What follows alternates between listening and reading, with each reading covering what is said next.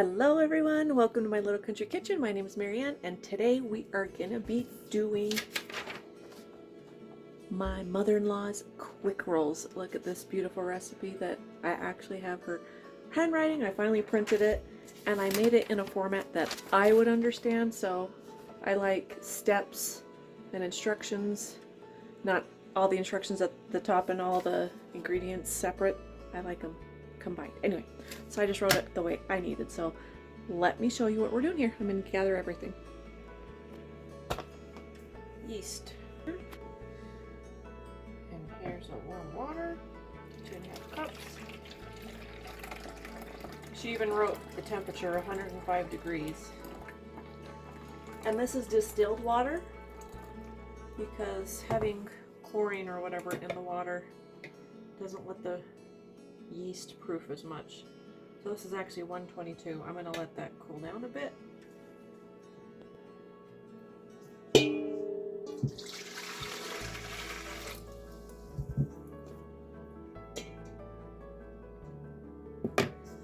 Every time you pour it out, it'll cool down.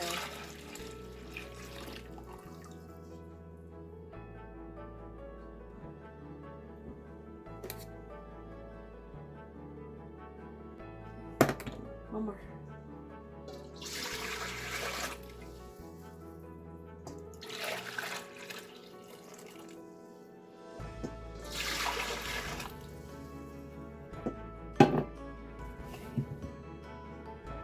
All right, so water, quarter cup of sugar. I'm using organic sugar cane sugar. See how it has really big granules?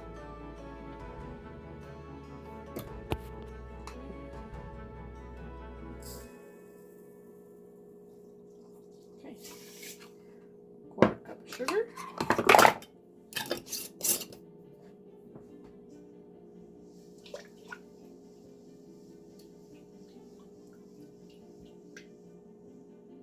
Let that dissolve in there nicely. And room temperature, I'll lift this out, 3 tablespoons.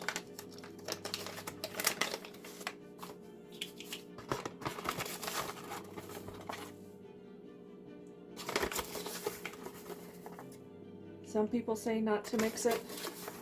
I'm gonna mix it.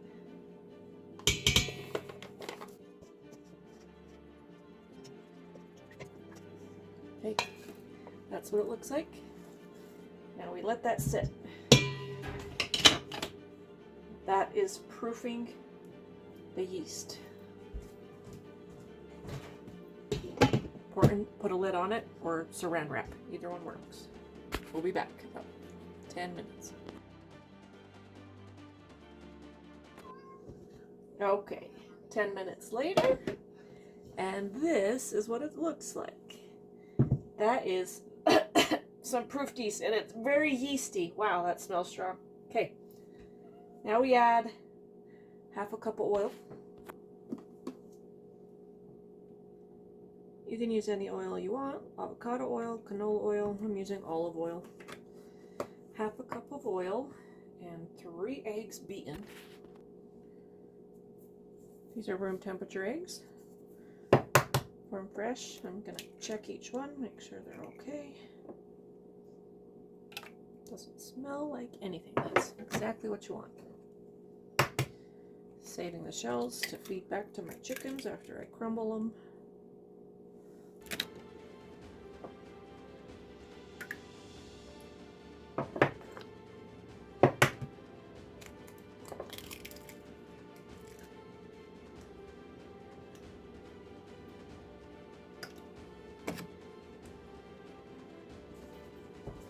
Might as well measure the eggs and the oil at the same time, right?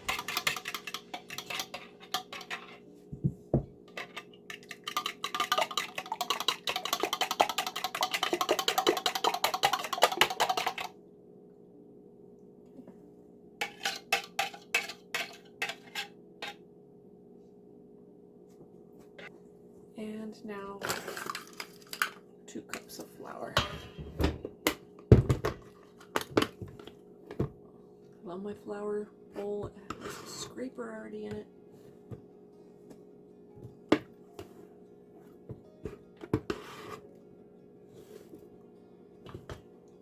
Okay.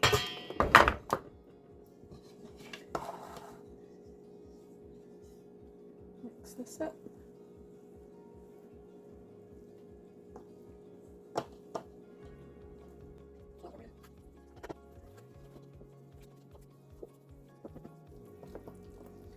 Basically till you see no more dry flour. There's lumps in there, but it's alright. I'm just gonna sit as is, and now we add the lid again and we wait for the sponge texture for the dough. We'll be back in 10 minutes. Okay, it's been 10 more minutes, and you see that beautiful sponge texture that this has. All those bubbles. Awesome. Okay, now we're going to add a half a cup of flour at a time. Oh, sorry. Nope. I need to add 2 cups of flour first.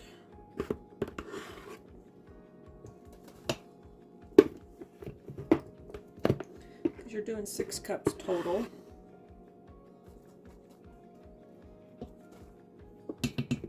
Okay, and then salt.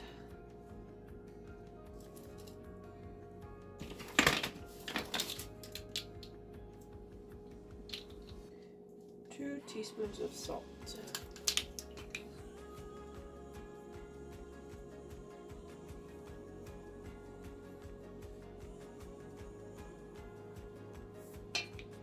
You can see by doing it this way, the yeast is plenty alive and active. You did not kill the yeast by adding the salt too soon.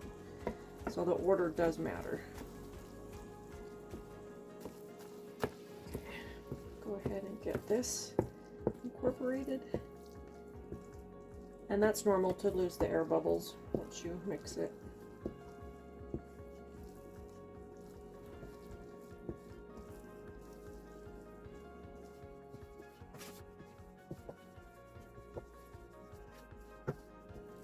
Okay, now we add a half a cup of flour at a time.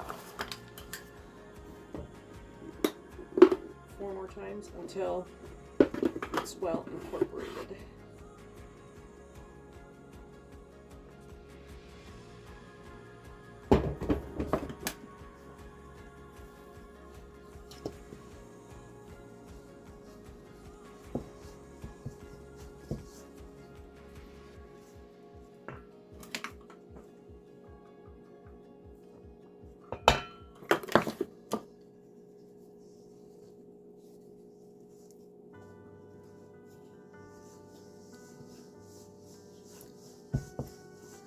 I wish I would have asked her to help me make these while she was still alive, because you don't learn stuff just by reading it off of paper. Like, it takes actual experience, you know what I mean? Of course, she made it look so easy, and it is. It's just, there's just 5 main steps to this. So.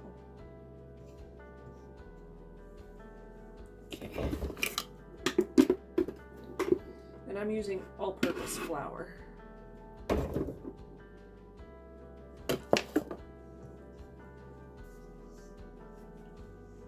And in the recipe it says 5 to 6 cups, so you technically don't need to add all of the last cup. It literally just depends on the humidity and your dough that day. And so this is the second time I'm making this, and this is already looking okay. It just says to add it until it's soft and can be handled. So it honestly is already looking there without adding the rest of that. I'm gonna add just a teeny bit more, but there's probably half a cup still in there.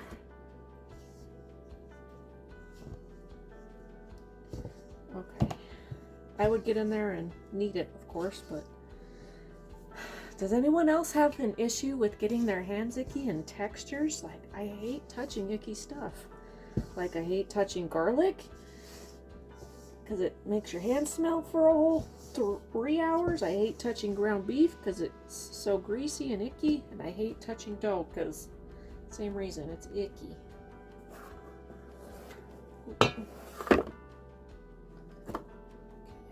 get this off the spoon, and I'm gonna dump this dough in my what do you call it? In my KitchenAid, because I just got my dough hook. I didn't have one before. I don't know where it went. And we are gonna knead it in there because it needs to be really soft texture. So I'll be back. There is a trick to get this sticky dough off your hands. Just use flour.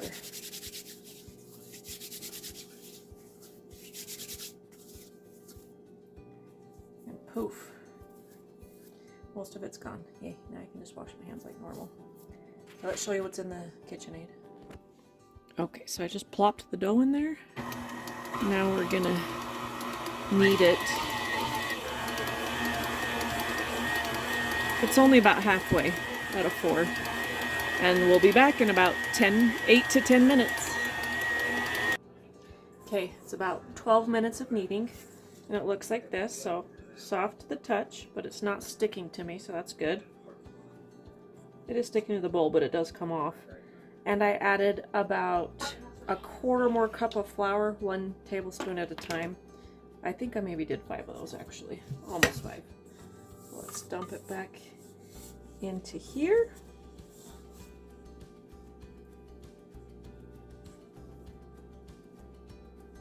Oh, see, it's still sticking into the bottom of this one.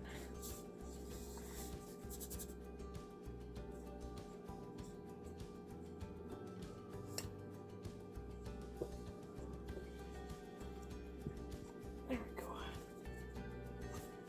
I do have flour in the big bowl again still. Okay. Got almost all of it out.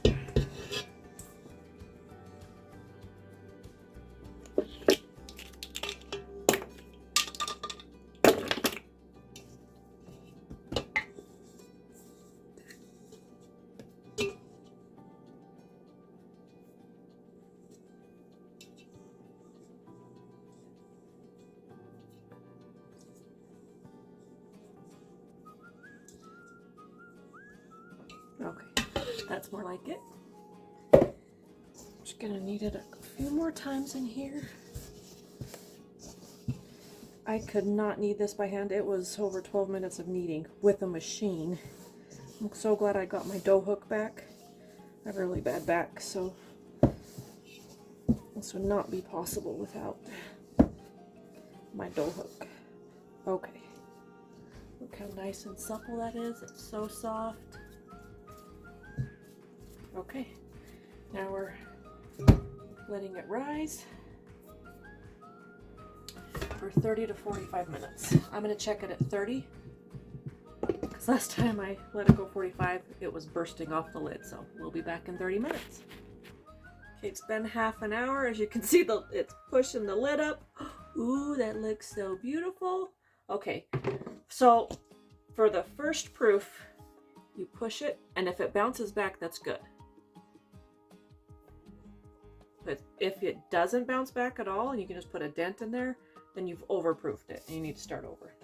Okay, now I need to pinch off golf ball size pieces onto grease cookie sheets and let rise for another 35 minutes. Okay, let's get started. Just doing some olive oil spray.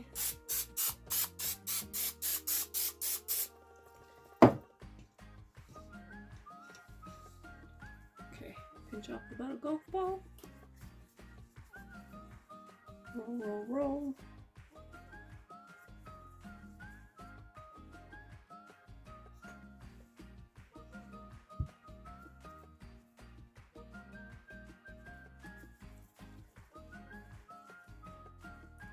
And the oven is preheated to 350.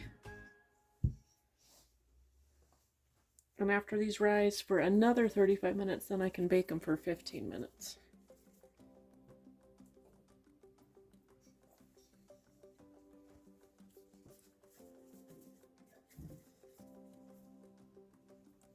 We'll see if it needs a full another 35-minute rise. I'm gonna do 15 and come back and check. It says this makes 12 to 16. From the looks of it, I'll probably get about 18.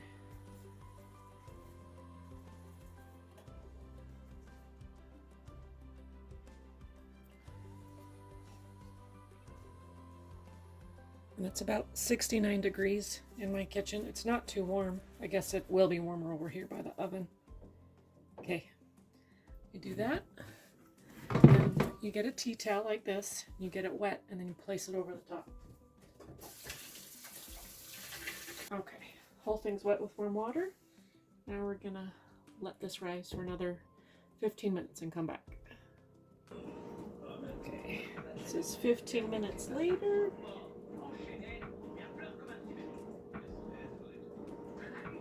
I'll let them go a little bit longer. Okay. Wow, these babies are huge. They're ready to go in the oven, cook for 15 minutes. Jeez, don't be so rough. Old one. Ooh, they look yummy. I could have rolled them better, but it's okay. This one, 2016.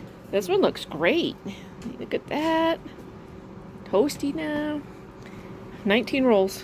Yummy. We'll probably have to start doing this like every week or so. What do you think? Is it like your mom's? Almost. Oh, what's missing? The top is more crusty as opposed to soft. Oh, because we didn't add the butter on top. Yes. Your mom always added the butter. We weren't here to add the butter. We had to go to church, so. Butter keeps it a soft top, crispy, crunchy top. Yeah, butter makes it soft. Milk and eggs actually makes it crunchier. So like there's like 4 different washes you can put on it, and all of them do something different.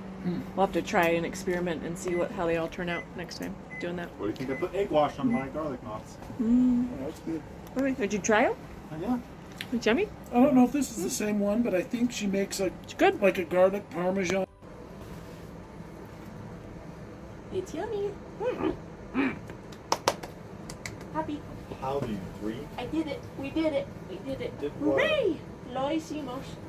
Anybody remember Dora the Explorer? Thank you for joining me. We'll see you next week. Bye, guys.